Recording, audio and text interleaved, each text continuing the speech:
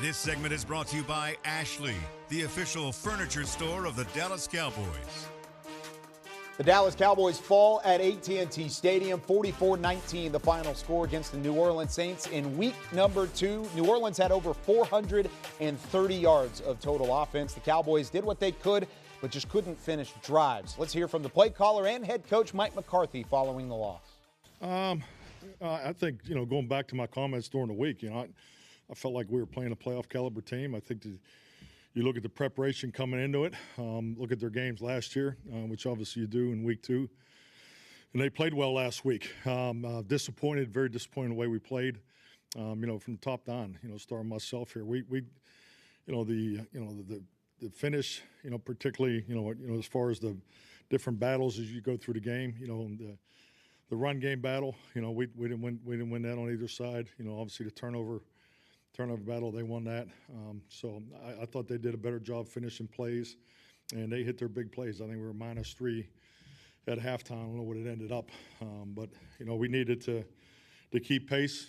Complimentary football. Defense was struggling obviously, throughout the first 3 quarters. And we need to score touchdowns in the red zone, and we had some execution challenges that. They were better than we were. So if we could have kept pace with them and, kept that to a 1-score, possible 2-score game, then, you come down a stretch and you're competing to win. So, you need adversity games like this. You definitely don't want to ever perform like this. They played well. Give them credit. But yeah, I think like all of us, we're disappointed with our performance today. But the true reality is we'll take the film tomorrow. That'll tell the complete story.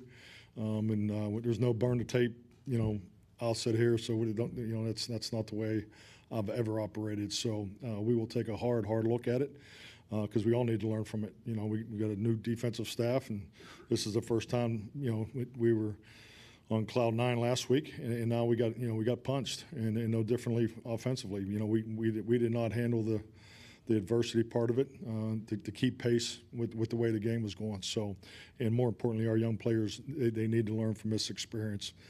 So that's where we are, 1-1. Clarence Hill, former star teller. Clarence Hill, All City, Dallas.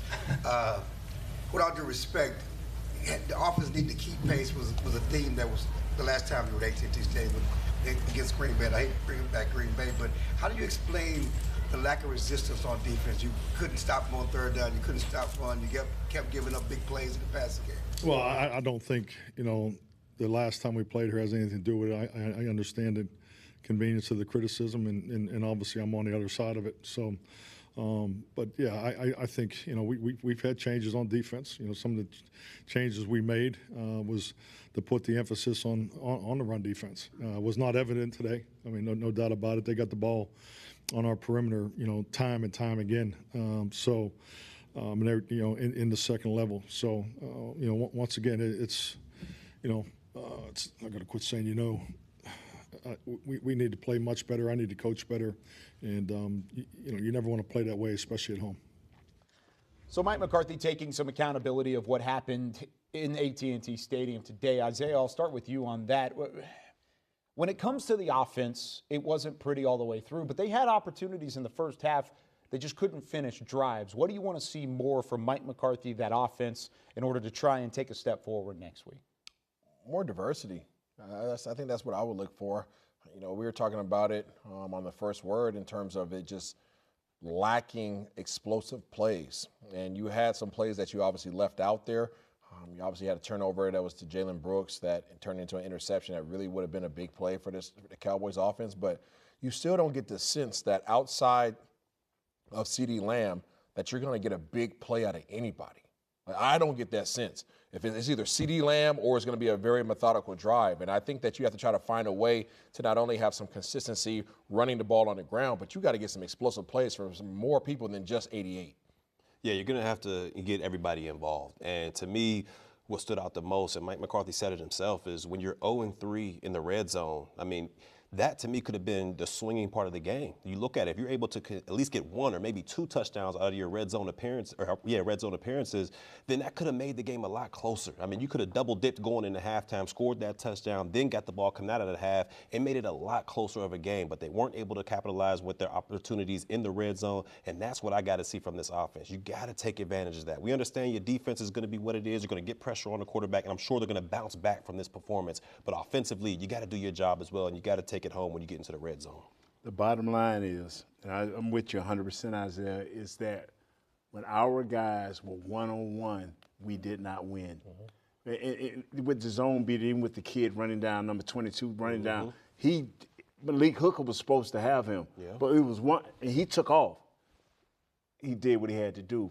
We had Zeke coming out of the backfield 3 times, open. If all they had to do was make a man miss, we'd have had a first down, continued drive. Each time they tackle him, either for no gain or 2-yard gain at most.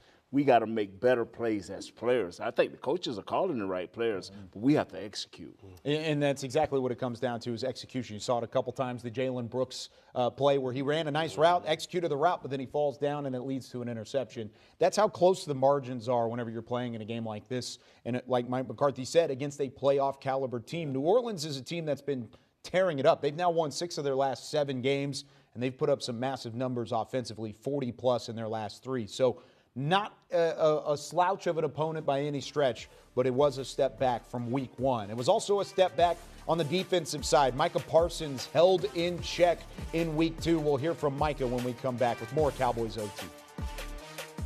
This segment was brought to you by Ashley, the official furniture store of the Dallas Cowboys.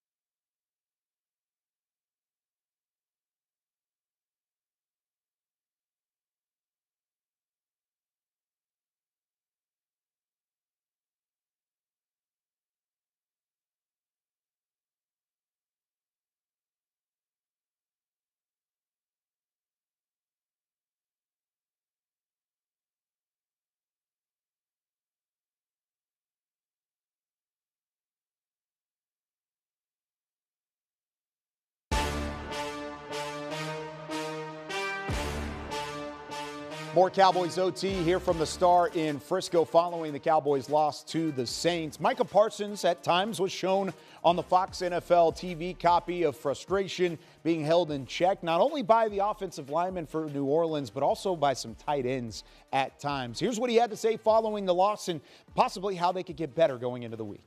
We're trying to pull down. At the end of the day, we got to be aggressive. We got to create penetration and do a much better job tackling. I'm trying to ride the guys, get everyone to calm down. Let's focus in. Like, we're here. Like, this is adversity. We need to hit this wall. We need to get better. Don't shy from it. Now, how is the rest of the family going to look? You know what I'm saying? So I'm happy that I get to see tomorrow. Well, God willing, I see tomorrow because there's a lot of things that I believe that need to get fixed. Obviously, you want to see the tape, but when you think about the obvious things that can lead to a tough outing like this, whether it's scheme, talent, effort, what's the most obvious thing that jumps out? To me, it had nothing to do with the scheme. I thought it was him called a pretty good game. Now, there was a man play we happened in the screen, but at the end of the day, that's life. You know what I'm saying? You always want no play's going to be a perfect call. But at the end of the day, I believe that we just got outplayed. I don't think, whoever played on that field, everyone didn't play to 100%. That's just me being accountable and, saying the truth. We all got to play better. There's some plays I wish I had that, just schematically things that I wish I was in a different position. But, you know what I'm saying, like, at the end of the day, I believe I'll still go out there and give 100. I just feel like, there's a lot of BS into that. Did they do what you saw them do on tape against Carolina, or were they doing something differently this time? I would say how they blocked me was different, but no, we knew they was going to run with the ball.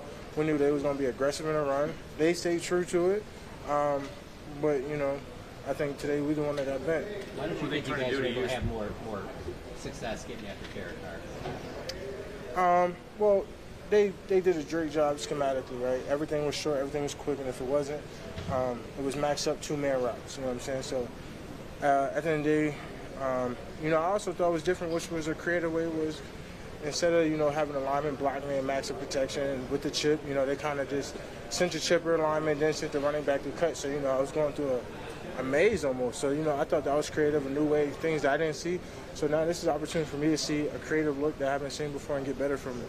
Mike, how concerning is it the last two home games have been the way they have? Last year's last year. We're in a new year this year. It's a new room that I'm with, new guys. But I wouldn't say I'm concerned right now just because it's so early in the year. We can get so much better. Like I said, I don't think a lot of guys play with 100%. And we didn't do our job to the best of our standard. And the standard wasn't held today. You talk about Let's take a look at some of the defensive stats from the loss for the Cowboys. The sack wasn't there. The pressures weren't there. It wasn't even close to the amount of efficiency we saw from the defensive side in their win against Cleveland in Week 1. They struggled to find out where the football was going, who was going to be the next target to get it, and then how to adjust from there. Back with Barry Church and Nate Newton, I'm Kyle Yeomans. Guys, Micah Parsons early in the week talked about taking a leadership role on this defense. Mike Zimmer has given him the keys to this defense. If you were in a leadership role in this unit after the showing that they just had at home, giving up 44 points to New Orleans, what would be your message to the team? Man, you got to hold everybody accountable in this situation, from the star player all the way down to, the scout team guy out there. Everybody has got to be held accountable for this loss because it took all 11 for you guys to get, what happened out there for you today. I mean, when you look at it, this defense, they got bullied, like I said earlier today. On the trenches, they got bullied. In the secondary, they got bullied as well. So everybody has to hold themselves accountable. Go in there, look at the film, break things down and see what you can do better. I mean, there's one-on-one battles that I'm sure Micah Parsons would have went out there and loved to win. There's one-on-one battles that Malik Hooker wish he would have went out there and won. But you got to hold everybody accountable, look at the tape, break it down, and try to get better for next week. And this is not a film where you go into separate rooms of linebackers, the defensive backs, and the line. You look at this film together. And you take that criticism and you learn from it. Like Michael Parson said, he hadn't seen a simple block where the tackle, where the tight end blocks now and the tackle come around. Yeah. He may haven't seen it before, but now you've seen it. What you got to do is fight across that right there and stop that guy from getting to the outside. I'll tell you how to defeat that. So it's simple things that you can do to help your team. But first of all, you got to be able to take the criticism itself. Yeah. You talked a little bit about Clint Kubiak early in the show and how much credit he ends up needing to get.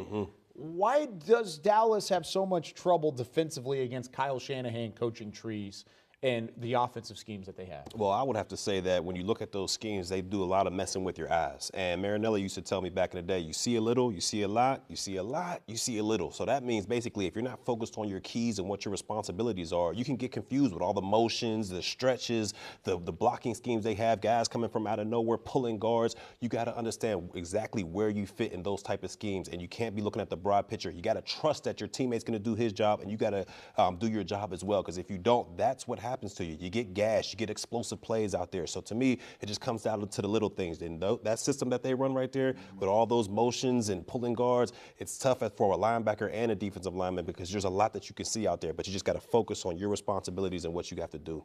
Just remember, They will take a tight end and block down on you. They will take a running back and block down on you. They would take a wide receiver and block down on you. But your keys still the same. You got to fight over the top to make that thing go back inside. Your keys stay the same. Little focuses. That is what counts. You have to stay with what you know to help your defense, and you'll be okay. Alignment, assignment, right? Yes, It's every day. It always goes back to those fundamentals, and of course, Dallas struggled in that aspect today. When we come back, we're going to hear from Dak Prescott, QB1, with his first loss since signing his big mega contract a week ago today. We'll hear from him right after this.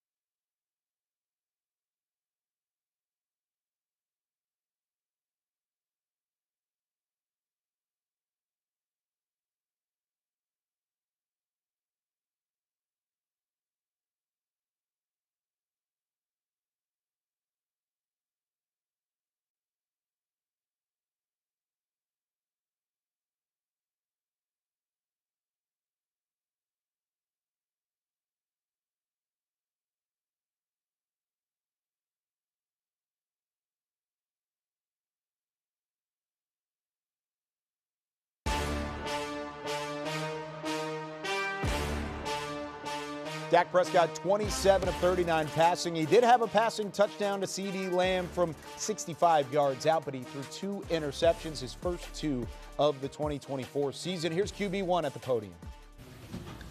It's hard to say that we're pressing, but obviously you're trying to play complementary football when your defense is struggling to stop a group. You want to do your part and score touchdowns and come back, and we weren't able to score touchdowns. I mean, we were able to move the ball up and down the field, but we couldn't score touchdowns. So I can't say that we were pressing necessarily. Going from last week to this week, as I said, there were some things that we wanted to get better at. We got better at third down this week, but now it's the red zone that I think we scored some touchdowns. It makes the defense feel a little bit better, and it's a whole different feel within the game for both sides of the ball. Went for the CD early in the first half. It looked like he was open in his. I don't know if was that a misconnection? Or just miscommunication. A play that just completely miscommunication. Nothing more than that. We'll get it fixed. We'll get it cleaned up and make that. Dak, Todd Archer, ESPN. Can you talk about the week-to-week nature of this league? Last week, you guys were riding a high in Cleveland, and then to have today. Is this just the way the league goes? Yeah, I mean, it's the NFL. I talk about each and every week. No games are played on paper. As far as riding a high, I know I wasn't personally. I don't think the guys in the locker room necessarily were. I mean, I talked about how much meat we left on the bone offensively, and that's simply why you can't listen to other people's opinions and read what you guys write respectfully. I mean, yeah, y'all may have put this team on a high more than we should have been, and now we just simply have got to reset. We've got to respond. We're not going undefeated. I mean, hadn't been done in 50 years. Woo, surprise. So it's about getting back to it and finding a way to respond to put the best team on the field next week. You can catch all of Dak Prescott's postgame press conference on DallasCowboys.com. Isaiah Stanback, Nate Newton. Isaiah, pregame you said Dallas, in order to keep pace with New Orleans, needed to score on 70% of their drives. They didn't end up doing that, but early they scored on 5 of their first 6, except 4 of those 5 scores were field goals. I mean, how do you finish drives if you're the Cowboys offense? You have to figure it out. I mean, you mentioned it here. They only scored on 50% of those drives. Obviously, my number was 70. And 70% just allowed them to be able to be competitive against an outfit that was going to put up points. Now, do you expect that outfit to put out 40 points on your defense? Absolutely not. But in order to give your defense a fighting chance and to give them a little vote of confidence, they need to see that you're scoring points too, because this is a relationship. Offense and defense is a give and take, right? As you come off the field, I give you a high five, I go do my job. But if I'm coming off the field from doing my job and I have no confidence that you're going to go out there and give us a chance by giving us a buffer, by scoring some points, scoring touchdowns, then all of a sudden this relationship just isn't necessarily working for me. So you have a 3-party relationship and only one party doing their job. That unit today was the special teams. Once they got up by 14, that's the mentality of most teams. I'm going to give you 3. I'll score 3, and we'll just stay at 14. So once they got up by 14 points, we kept sitting in this room saying they need a touchdown. They went up by 21. They need a touchdown. You cannot score 3 against a team of that nature, especially as creative as they was in moving around our defense. Yeah, just looking at the drive chart for Dallas, field goal, touchdown, interception, and then field goal, and that was to start the going into the start of the second half. Then it was turnover on downs, interception, turnover on downs, punt. So you weren't able to finish drives early, and then you weren't able to even get down the field late, and that's going to be a recipe for disaster no matter what the opposing team is going to do on their offensive end, especially when their drives are touchdown, and then finally an interception in the second half. When we come back, let's hear from Cowboys owner Jerry Jones after the loss, 44-19 to New Orleans.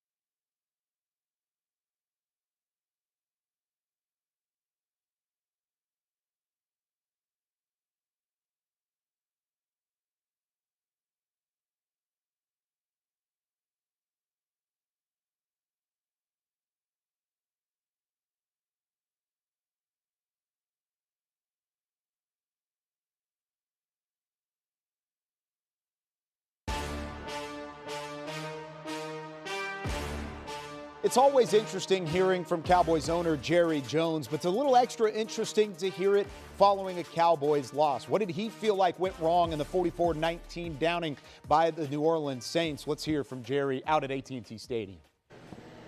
The thing that got my attention the most, they did seemingly walled off our linebackers and were able to not get the inside pursuit. And with that, I'd say that in a nutshell. But that's not really what this is about. What this is about is this is early. The big lesson here is you can get to thinking you've got it figured out way too early in the game.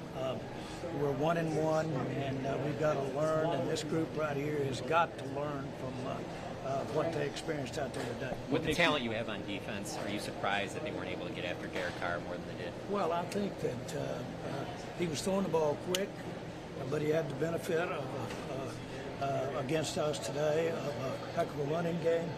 When you can run the ball like he was running the ball, then you can, especially if you're releasing that ball quick, you can have an effective passing game. So the whole thing was working good, and it wasn't just for a quarter. It worked that way out there for several quarters. So extraordinarily disappointing for our fans. We will correct this. We will improve from where we played out there today. Jerry, the defense, in particular, the run defense has been a problem for recent years. Why are you not concerned about it at this point? Well, I didn't say I wasn't concerned about the defense at all. We're all want to play better on defense than we played out there today. But we've got some players out there that can make a better account than you saw out there today. So we've got a lot of work to do. After last week's performance, just how baffling is this kind of performance, though, when you guys dominate against Cleveland and then come out and play like you did today? Well, it's easy for me to say, this is the NFL. Everybody's got outstanding players. They certainly put this offense in this year, I think, down there. This is new for them, and they executed well against us, and we didn't respond. We've got to do that, and we've got a long way to go here for the season, but more importantly, we're trying to put a team together that can be there when we're back out here after Christmas. So Jerry Jones talking about it a little bit there, saying that the Saints have made some adjustments in order to make their players successful. A lot of those guys from New Orleans were playing in New Orleans last year, but now you turn things around with a different coordinator. They have a little more success. Is it the other way around for the Cowboys right now? Does it turn into roster acquisition, trying to find some firepower maybe in the run game, trying to add some more depth defensively? Where do you start with trying to bolster this roster as we move forward? Well, there's two areas on each side of the ball that, I would look at and say, man, you might need to improve a little bit in that. And that's, one, the running back room. You're talking about offensively. There's just not a lot of juice out there. Nate talked about it earlier in the last segment. When you have those one-on-one opportunities in the open field, you got to make at least one guy miss. You got to be able to get those yardage when you have that opportunity. And defensively, I got to look at that interior defensive line. I mean, I know you brought some veterans in here, some older veterans to help with that interior defensive line, but they haven't really been able to get the job done. I mean, last week you saw what happened in Cleveland. They were able to stuff that running attack, but out here giving up 190 yards to the Saints, I just think there's something that they need to fix in there when you talk about the interior defensive line and the running back room. You got to get more explosive. Yeah, the explosive is the word for me. I just think that offensively, you have to have somebody that's just as great of a threat, or at least somewhat closer to a threat than CeeDee Lamb. CeeDee Lamb can't be your only guy, because right now, today, with Ferguson missing, that's what it felt like. It felt like either CeeDee Lamb's going to make the play, or hopefully we can just move the chains. And that's not a game plan that you can necessarily have, especially in this NFC. There's just too much firepower, too many guys. That's one of the reasons why the defense struggled with the Saints today. It's because you didn't know where the next play was going to come from. You didn't know if it was going to be Alvin Kamara. You didn't know if it was going to be Rashid Shaheed. You didn't know if it was going to be Chris Olave. You have so many weapons that you have to worry about. And as much of a weapon as Brandon Cooks is for this team, could be, he hasn't been utilized like that since he's touched ground here in Dallas as of last year. So they have to find a way to get him involved. They have to find a way to get Deuce Vaughn out into space and not just running behind the tackles, but they have to find some explosion and something that's going to be a threat to defenses. And I think that's kind of the number one thing. Take something and learn from it, because whenever you've got a Saints offense that's so balanced that it's scary, then you've got a Cowboys team. Teams know Dallas is struggling to run the football, so they're going to sell out to stop the pass. They're going to sell out to try and cover CeeDee Lamb, Brandon Cooks, Dak Prescott, and his passing caliber. No matter how good of a game he has, they're still going to try and take away the pass, and it's going to challenge this passing game. But lots to talk about on the offensive side of the football, but when we come back, we flip to the defense. The linebackers were the stars of Week 1 in the win over Cleveland. Not so much against New Orleans in Week 2.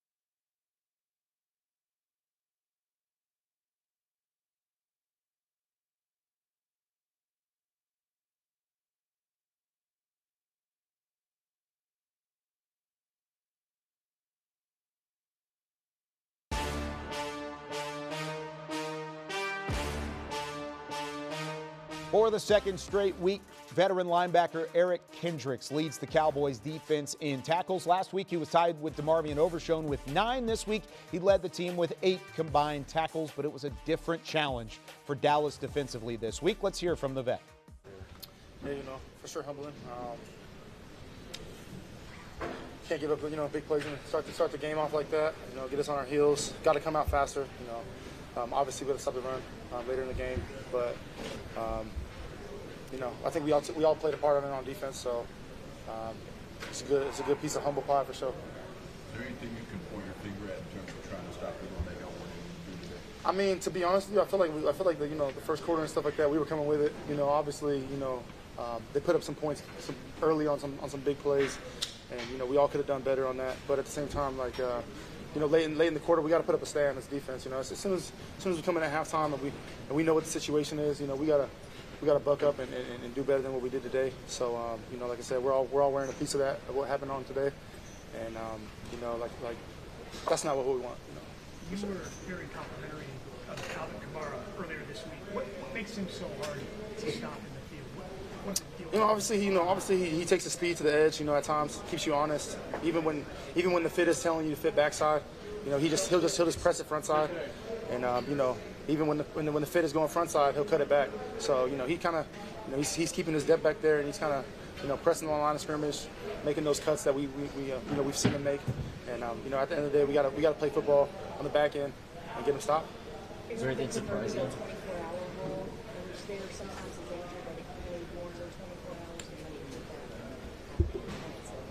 Yeah, when it's like this, we got to feel this for the next 24 hours for sure. I feel like, you look around the locker room, you can sense it. Everyone's, obviously disappointed. We didn't want that, especially at our home opener.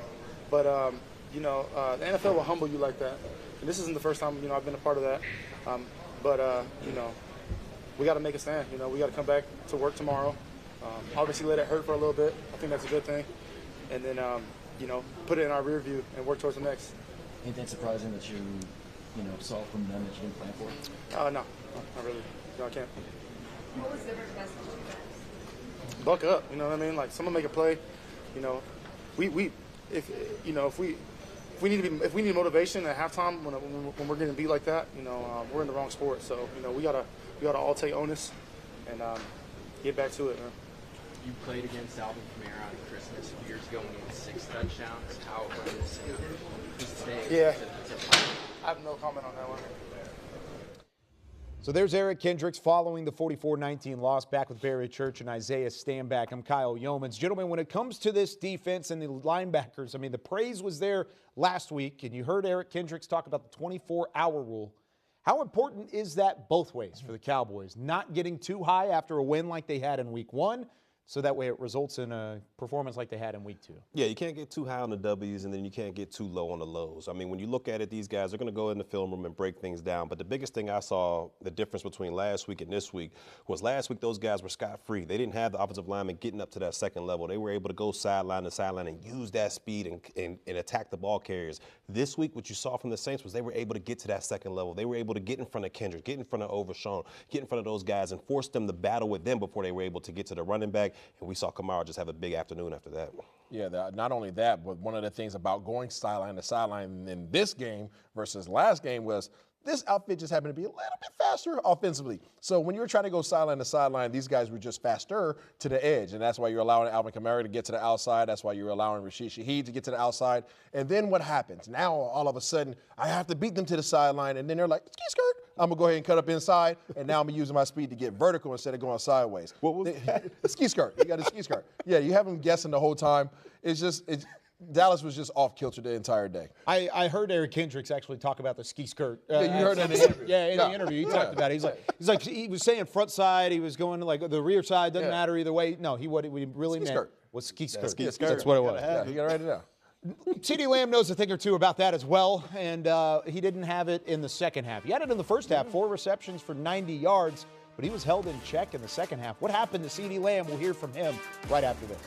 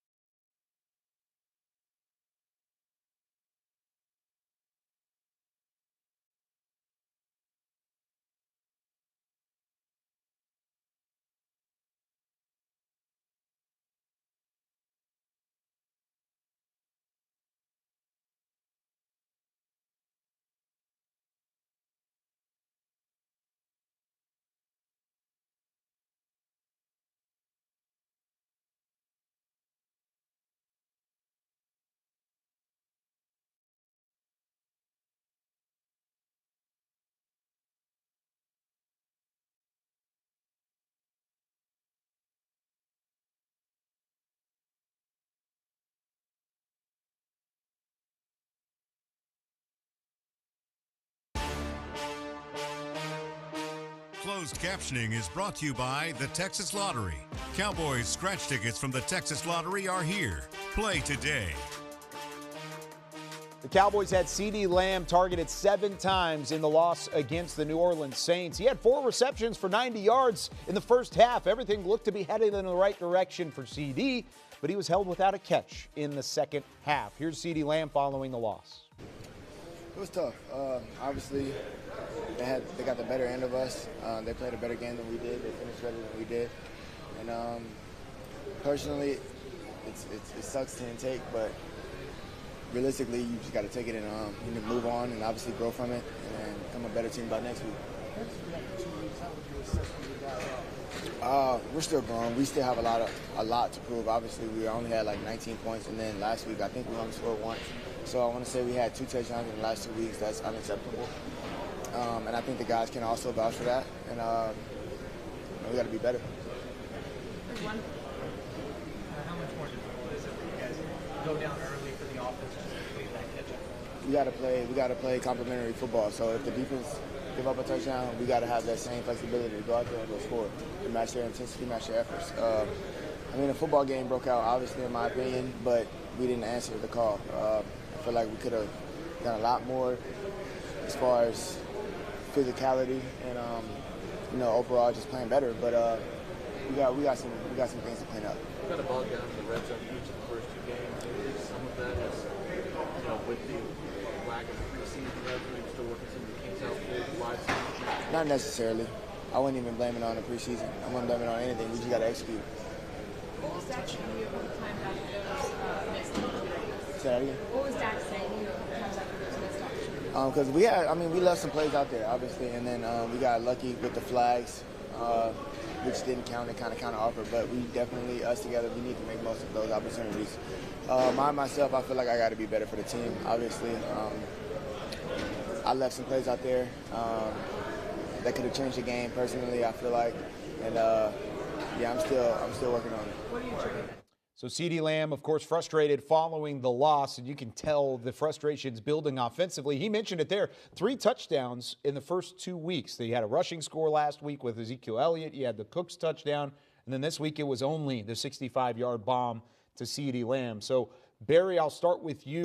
Is that just a lack of separation, a lack of creativity from a play-calling standpoint? What needs to be better offensively? Yeah, I think it's a little bit of both. When you look at it, CeeDee Lamb, he's going to get his touches. He's going to get his targets, his yards. He's going to eat. But it came down to something Isaiah said a little bit ago, is the rest of these guys out there, they got to find ways to affect the game. They got to be able to go out there and win their one-on-ones. Defenses are going to put all their resources towards shutting down CeeDee Lamb. You saw on multiple third downs out there, they were bracket covering him and making sure the rest of the guys had to get one-on-ones. And we saw Tolbert win his one-on-one opportunity deep on that third down later on in the game, but it's just one too many. I mean, or one too less. You got to go out there and they've got to be able to win their one-on-ones. I'm talking about the tight ends. I'm talking about those other receivers, Cooks, Tolbert, Zeke out of the backfield, the running backs out of the backfield. They all got to be able to win those one-on-ones because everybody's going to put their defensive pressure towards CD. To me, the rest of this team has got to step up.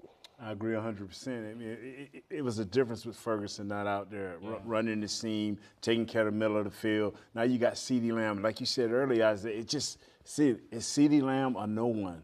I think we got to put our running backs in a little bit better position, and once we do that right there, I think we start taking steps forward.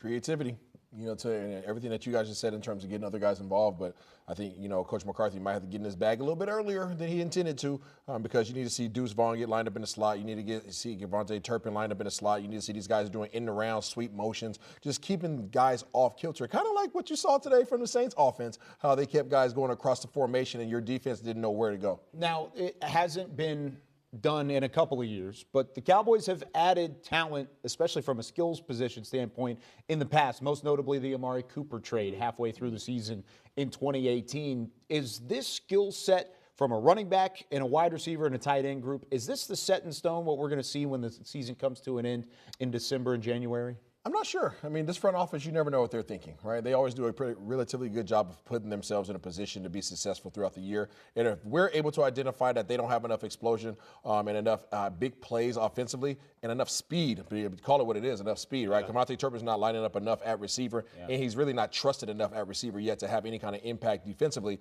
Then they might have to try to bring somebody in here that can go ahead and take the top off of the defense, because you have to find ways to free up CeeDee underneath.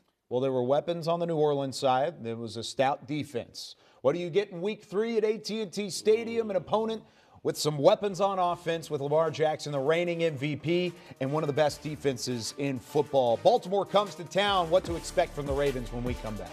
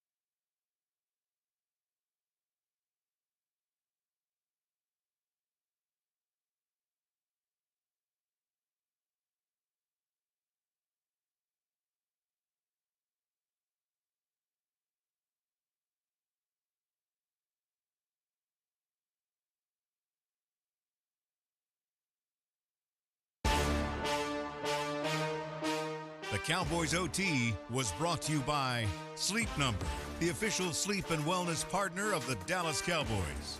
Yeti, official cooler and drinkware of the Dallas Cowboys.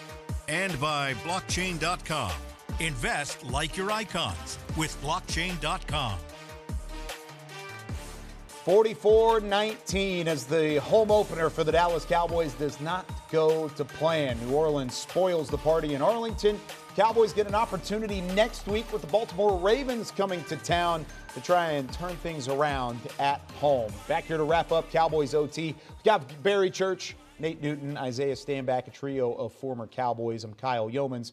Looking ahead, it doesn't look great after the performance today, but the Cowboys have been very good under Mike McCarthy of rebounding following a loss. How do they do so whenever Baltimore brings their weaponry to town next week? Well, defensively, I mean, one, you got to stop the explosive plays. I mean, we understand what Baltimore brings to the table as far as explosivity. You got that quarterback in Lamar Jackson out there, last year's MVP. The running attack that they're going to present to this Dallas defense is going to be outstanding. I mean, you got the quarterback run, you got the in-between run with the running backs out there, and they love to do their running backs with the wide receiver reverses as well. So to me, you got to stop the explosive plays, and you got to get a handle on this run defense, or they'll run you out of the gym. I agree. Defensively, you got to stop the run, bottom line. Offensively, we got to find ways to use our backs in a better way.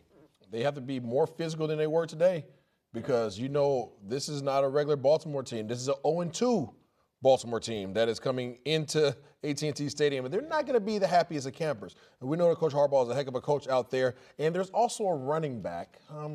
Derrick Henry. I remember Derrick Henry was a free agent this offseason, right? And the word is the Dallas Cowboys did not put an offer on the table. So he might have a little bit of chip on his shoulder as well. That's part of being the Cowboys, is there's going to be a target on your back no matter what week it is.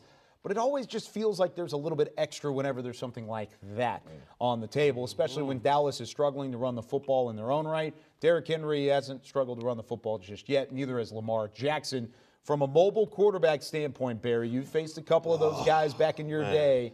How much of a test is that going to be for this defense? I mean, it's the ultimate test, because you can go out there and you can cover as great as you want. So you can have these wide receivers and tight ends locked up. Your defensive line could be putting great pressure on you, or pressure on that quarterback. But if he can find a little sliver, a little crack, and jump through there, then it's wide open from there. And you're talking about one of the fastest players in the National Football League in Lamar Jackson. So to me, it becomes super hard, because he has that arm as well that he he can fit dimes in there on your secondary as well. So no matter how great you cover, no matter how great you stay in your rush lanes, that guy can find a sliver and he can make explosive plays happen. You know what, fella? I'm just going to be honest with you. I sure wish you was going to the stadium. This game is here, right? Yeah, it's here. I sure wish you were going because I want to see him live. I want to see him live. He's a great guy. He's Maybe a great we'll talk about it. Maybe we'll Yeah. talk about it. It'll be a 3:25 kick next week at AT&T Stadium. Pregame live with these three. Myself, Nicole Hutcherson, and Nick Eatman will go live at 2 p.m. Central Time on DallasCowboys.com. Hope you had some fun with us today. It wasn't necessarily a fun day for the Dallas Cowboys. 44-19, the final score. New Orleans wins it in Week 2. We'll see you next week with more Cowboys OT.